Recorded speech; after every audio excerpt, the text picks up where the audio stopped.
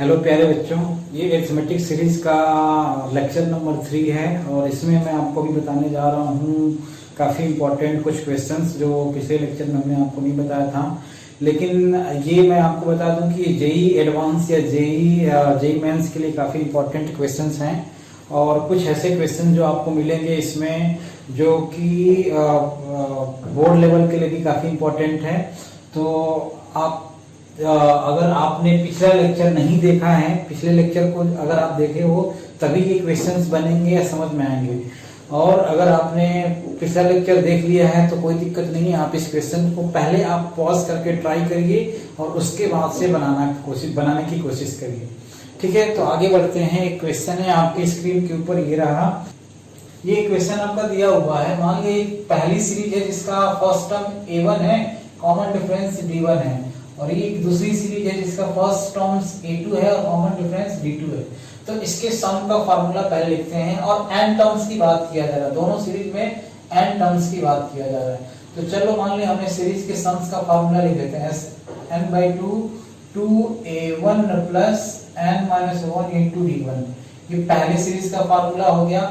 और फिर दूसरे सीरीज का भी लिख लेते हैं ऐसे। तो n/2 2a2 plus n-1 into d2 ये दिया हुआ है और ये इसका रेशियो वैल्यू आपका दिया हुआ 7n + 1 डिवाइड बाई 4n + 27। ठीक है, इसको थोड़ा सा हम लोग सॉल्व कर दें। n/2 कैंसिल हो जाएगा, ये तो वैल्यू दिया हुआ। अब यहाँ से हम लोग क्या करते हैं, 2 कॉमन लेते हैं ऊपर और नीचे दोनों से। तो 2 कॉमन लेंगे तो आपका आ जाएगा a1 plus n-1 by 2 into d1, और यहाँ से भी आपका आ जाएगा 2 into a2 plus n-1 divide by 2 into d2 is equal to, अगर मैं आपको लिखता हूँ यहाँ पे तो ये 7n + 1 डिवाइड बाई 4n + 21 आपका आ जाएगा। ये 2 से 2 कैंसिल हो जाएगा। ठीक है, अब इसको यहीं पे छोड़ करके हम लोग ये बात ये करते हैं कि हमको पूछा क्या जा रहा है। पूछा ये जा रहा है कि 11th टर्म्स का जो रेशियो आएगा वो क्या आएगा।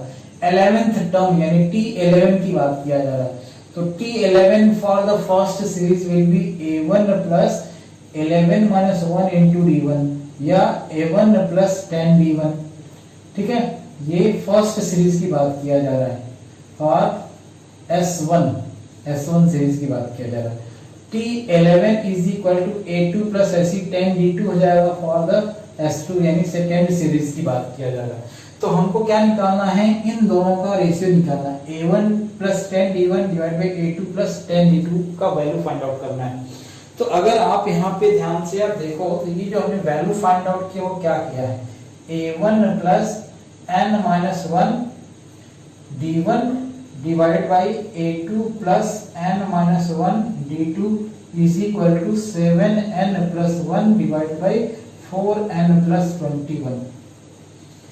ठीक है, ये हमको फाइंड आउट करना। अच्छा, यहाँ पे आप देखो ये A1 प्लस 10 D1 और A1 प्लस n-1 D1 में आप कंपेयर करो तो A1 प्लस 10 D1 और A1 प्लस n-1 D1 या A2 प्लस n-1 D2 और A2 प्लस 10 D2, तो हमको जो वैल्यू चाहिए एक्चुअल में यहाँ पे अगर 10 होता तो हमको जो वैल्यू चाहिए, जो nth टर्म का जो रेशियो चाहिए वो इसके इक्वल होना चाहिए था।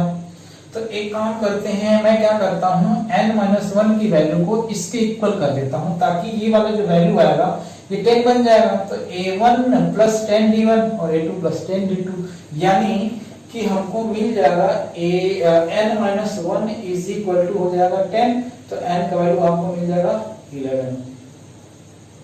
ठीक, एक चीज मिस्टेक हो गया यहाँ पे, क्या है यहाँ पे हो जाएगा डिवाइड बाई 2 होगा तो n-1 डिवाइड बाई 2 हो जाएगा, तो यहाँ हो जाएगा 20 और प्लस 1 यानी n का वैल्यू 21 हो जाएगा। तो n का वैल्यू आप क्या रख देना है, यहाँ पे 21 रख देना है। 21 रखोगे तो 7 into 21 plus 1 divide by 4 into 21 plus 21,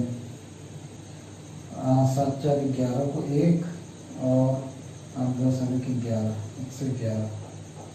इसको कैंसिल करेंगे तो हो जाएगा 4 और ये हो जाएगा 3 यानी 4 डिवाइड बाई 3 आपका रेशियो आएगा। तो 84 प्लस 27 आपका ये जाएगा और इसका जो रेशियो आएगा यानी इसका जो रेशियो आएगा वो 4 डिवाइड बाई 3 आ जाएगा। ठीक है, ये आपका पहला क्वेश्चन रहा। नेक्स्ट क्वेश्चन देखते हैं। नेक्स्ट क्वेश्चन आपकी स्क्रीन के ऊपर ये रहा, आप इसको पढ़िए। क्या दिया हुआ है, find the nature and 30th term of the sequence whose sum to n terms is 5n square plus 2n। ठीक है, तो इसके बारे में देखते हैं। Sn इज गिवन, तो Sn दिया हुआ है आपका value 5n square plus 2n is given. ठीक है, आपसे पूछा जा रहा है 30th टर्म। 30th टर्म निकालने के लिए आपको क्या करना पड़ेगा, पहले Tn फाइंड आउट करना पड़ेगा। तो Tn निकालने के लिए हमने आपको फार्मूला बताया था, Tn is equal to Sn minus 1। ठीक, तो Sn का वैल्यू आपका दिया हुआ है 5n स्क्वायर प्लस 2n और माइनस 5 इंटू n माइनस 1 का whole square plus 2 into n minus 1। ठीक, तो ये हो जाएगा 5n square plus 2n minus 5n square plus 1 minus 2n और प्लस 2n माइनस 2।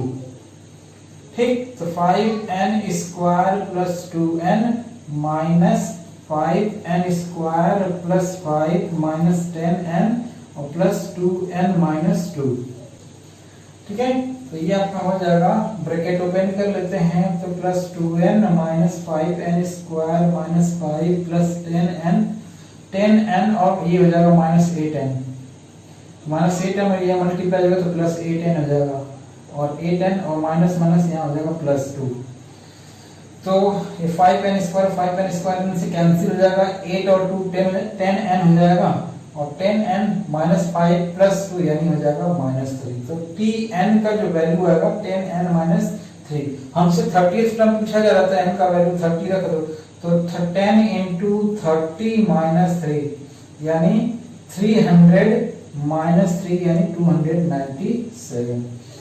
अब इसमें आपको एक चीज और पूछा जा रहा है, नेचर पूछा जा रहा है। तो नेचर पूछा जा रहा है, तो आपने अगर पिछला लेक्चर देखा होगा तो उसमें हमने आपको बताया था कि जो Sn होता है वो क्या होता है, क्वाड्रेटिक इक्वेशन होता है, और जो Tn होता है वो क्या होता है, लीनियर इक्वेशन होता है।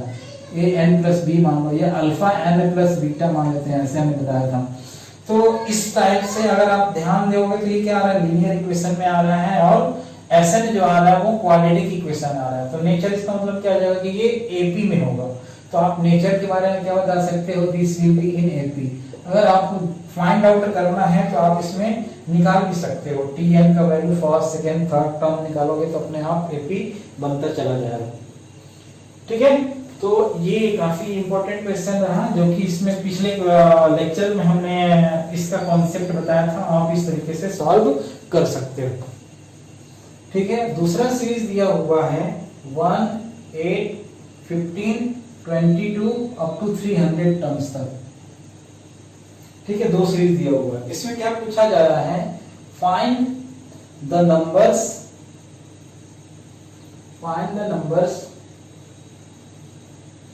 of common terms, find the number of common terms, sum of common terms and the last term common term।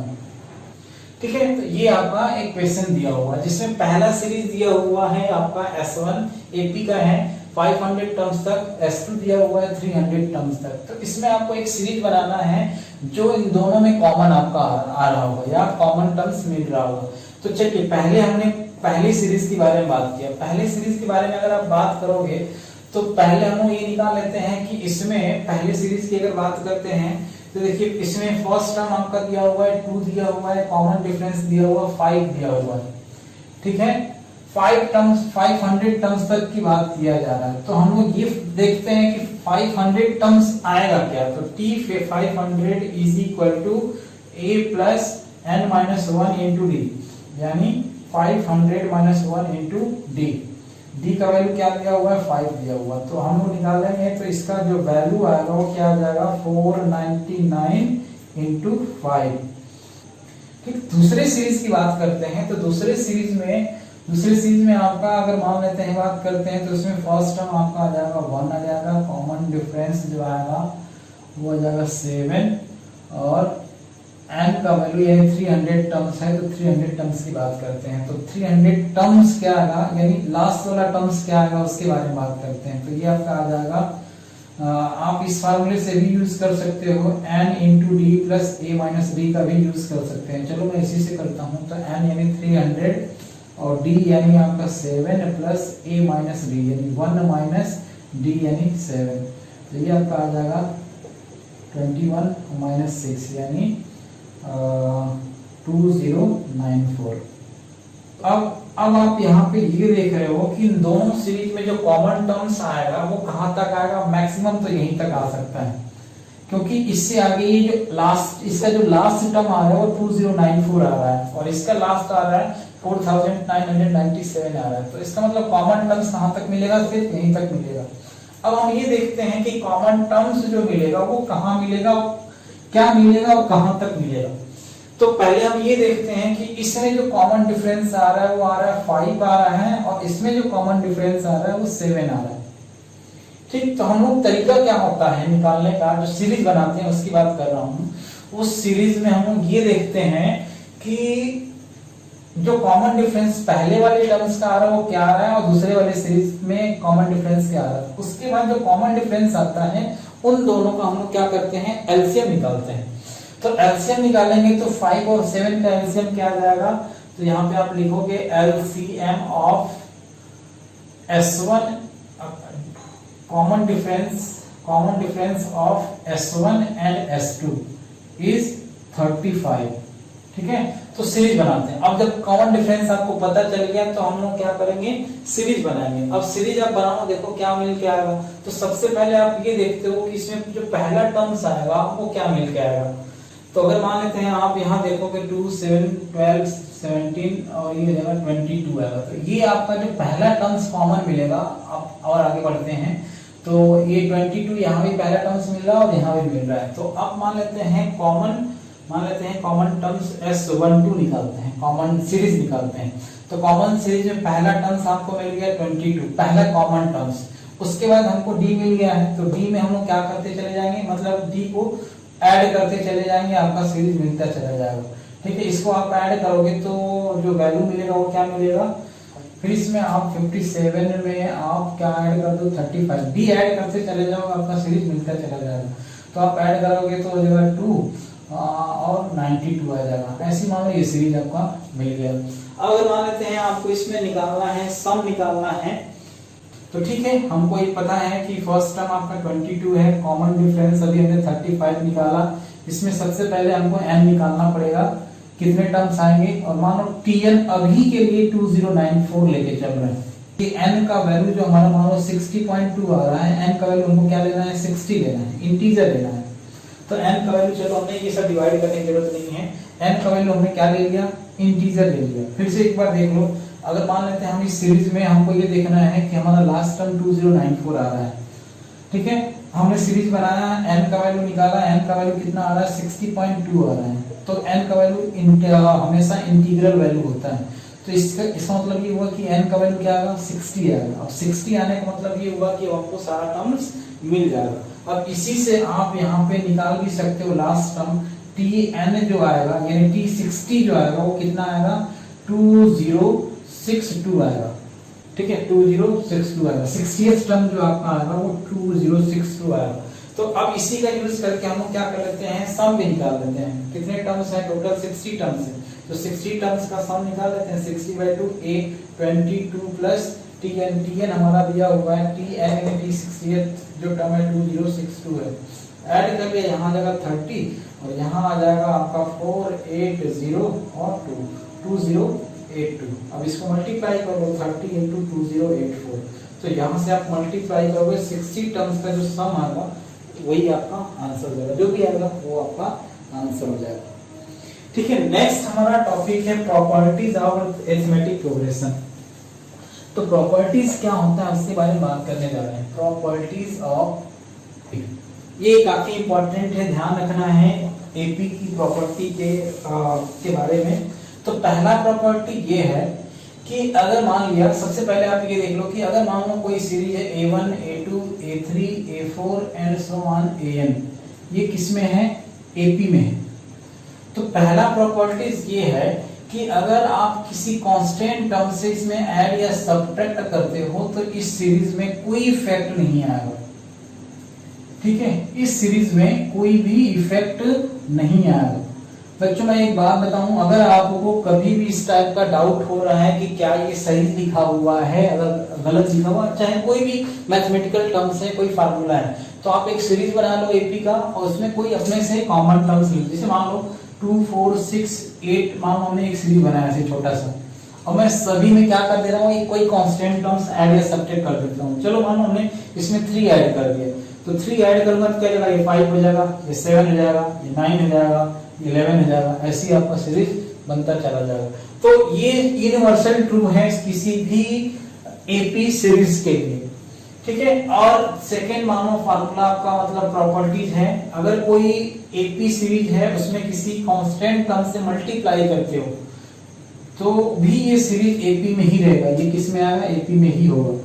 ठीक है, अगर मानो आप इसको किसी भी टर्म्स से मल्टीप्लाई करते हो या डिवाइड करते हो तो भी ये किस में रहेगा, एपी में ही रहेगा।